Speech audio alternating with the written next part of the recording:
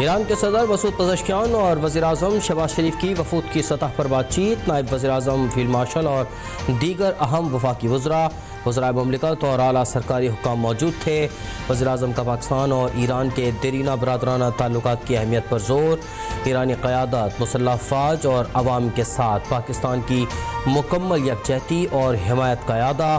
وزیراعظم نے حالیہ پاک بھارت کشیدگی کے دوران پاکستان کی حمایت پر ایران کا شکریہ ادا کیا.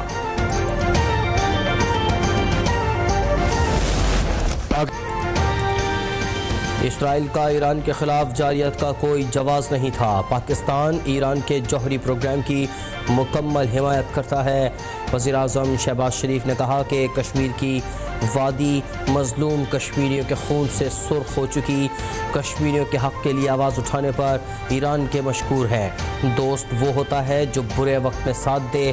دنیا کو غزہ میں امن کے لیے متحد ہونا ہوگا. پاکستان نے ہر فورم پر غزہ کے مظلوم فلسطینیوں کی حمایت کی. شہباز شریف نے کہا کہ ایران کے ساتھ ہونے والی مفاہمتی یادداشتیں جلد معاہدوں میں تبدیل ہوں گی.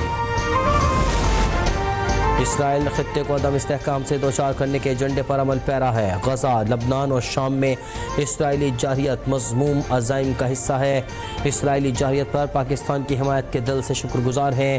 ایرانی صدر مسعود پزشکیان کہتے ہیں کہ پاکستان کے ساتھ مفاہمتی یادداشتوں کو معاہدوں میں منتقل کرنے کے لیے پرعزم ہیں. مشترکہ اقتصادی زون اور سرحدی تجارت کے فروغ کے لیے اقدامات کر رہے ہیں. شاعر مشرق ڈاکٹر علامہ اقبال کی شاعری کی اساس امت کا اتحاد ہے. ایرانی صدر مسعود پزشکیان کی وفد کے ہمراہ ایوان صدر آمد. صدر مملکت آصف علی زرداری نے معزز مہمان کا پرتپاک استقبال کیا. دونوں رہنماؤں کے درمیان خیر سگالی کے کلمات کا تبادلہ ہوا. نائب وزیراعظم اور وفاقی وزراء بھی موجود تھے. صدر آصف علی زرداری اور ایرانی صدر کے درمیان پاک ایران تعلقات پر گفتگو. خطے کی مجموعی صورتحال پر تبادلہ خیال. صدر مملکت آصف زرداری ایرانی ہم منصب کے اعزاز میں عشائیہ بھی دیں گے. اسلام آباد میں پاک ایران بزنس فورم کا انعقاد. ایرانی صدر مسعود پزشکیان نے فورم سے خطاب میں کہا کہ پاکستان کے ساتھ اچھے تعلقات ایران کی خارجہ پالیسی کا حصہ ہیں. دو طرفہ تعلقات کو مختلف جہتوں میں آگے بڑھا رہے ہیں. ان کا کہنا تھا کہ سیاسی، اقتصادی، ثقافتی شعبوں میں دو طرفہ تعاون کو فروغ دینا ترجیح ہے. نائب وزیر اعظم اسحاق ڈار نے اپنے خطاب میں کہا کہ پاک ایران بزنس فورم کا انعقاد خوش آئند ہے. پاک ایران تعلقات مذہبی اور ثقافتی رشتے میں بندھے ہیں. ایران کے ساتھ تجارت اور سرمایہ کاری کے فروغ کے لیے کوشاں ہے. پاکستان اور ایران کے درمیان 13 معاہدے اور مفاہمت کی یادداشتیں طے پا گئیں. وزیراعظم ہاؤس میں دستخط اور دستاویزات کے تبادلے کی تقریب کا انعقاد. وزیراعظم شہباز شریف، کابینہ کے اراکین اور ایرانی صدر مسعود پزشکیان اپنے وفد کے ساتھ شریک ہوئے.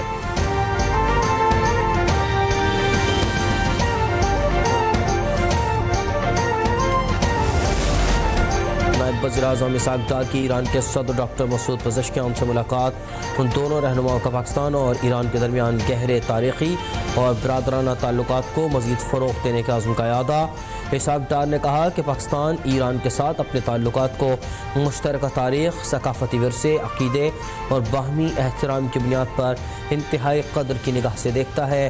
مسعود پزشکیان نے پاکستان کی مستقل حمایت کو سراہا اور مختلف شعبوں میں دو طرفہ تعاون مزید مضبوط.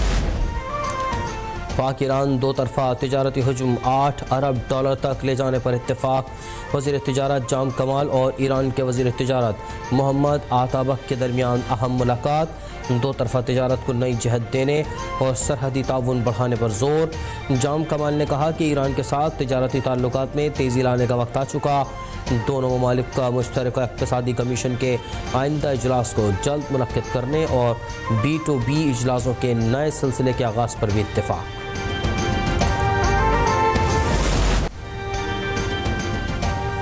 پاکستان اور امریکہ کے درمیان تجارتی معاہدہ اقتصادی تعاون کے نئے دور کا آغاز ہو گیا.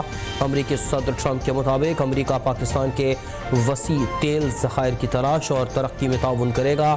پاکستان کی سب سے بڑی آئل ریفائننگ کمپنی سائنا جیکو کا امریکی کمپنی ویٹول سے معاہدہ طے پا گیا. معاہدے کے تحت پاکستانی مصنوعات کی امریکی منڈیوں تک رسائی ممکن ہوگی. اس کے تحت امریکی منڈیوں میں پاکستانی برآمدات پر عائد محصولات میں کمی آئے گی۔ SISC کی مؤثر کاوشوں سے کیا گیا معاہدہ اہم شعبوں میں اشتراک اور معاشی ترقی کا ذریعہ بنے گا۔ حج 2026 کے لیے غیر رجسٹرڈ عازمین کو بھی درخواست جمع کروانے کی اجازت دینے کا فیصلہ۔ رجسٹرڈ عازمین سے حج درخواستوں کی وصولی کل سے شروع ہوگی۔ غیر رجسٹرڈ افراد 11 سے 16 اگست تک درخواستیں جمع کروا سکیں گے۔ درخواستیں پہلے آئیے پہلے پائیے کی بنیاد پر وصول کی جائیں گی۔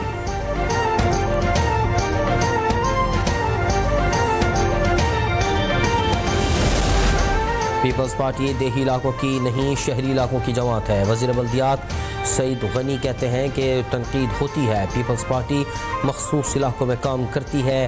چیلنج کرتا ہوں، پیپلز پارٹی نے دیگر جماعتوں سے کئی گنا زیادہ کام کیا۔ بلاول بھٹو زرداری کو پاکستان کا اگلا وزیر اعظم بنائیں گے۔ سابق وزیر اعظم اور صدر PTI آزاد کشمیر سردار عبدالقیوم خان نیازی کو جنڈی چونترا کے مقام پر گرفتار کر لیا گیا۔ وہ ایک روزہ دورے پر سواحنی ضلع بھمبر آئے ہوئے تھے۔ ان کی گرفتاری 9 مئی کیس کے سلسلے میں عمل میں لائی گئی، جس میں ان کے خلاف وارنٹ گرفتاری جاری کیے گئے تھے۔